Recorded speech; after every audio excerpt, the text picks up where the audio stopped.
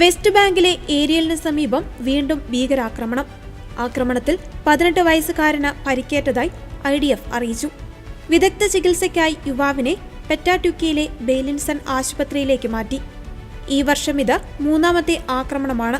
ജൂത സമൂഹത്തിനെതിരെ തീവ്ര ഇസ്ലാമിക വിഭാഗം അഴിച്ചുവിടുന്ന ആക്രമണം വർഷങ്ങൾക്ക് മുൻപേ ഇവിടെ ആരംഭിച്ചതാണ്. യുവാവിന് നേരെ വെടിവെപ്പ് നടന്നതോടെ IDF തീവ്രവാദികളുടെ സാന്നിധ്യം പരിശോധിക്കുന്നതിനായി ചുറ്റുമുള്ള പ്രദേശങ്ങളിലേക്കും അന്വേഷണം വ്യാപിപ്പിച്ചിരിക്കുകയാണ്.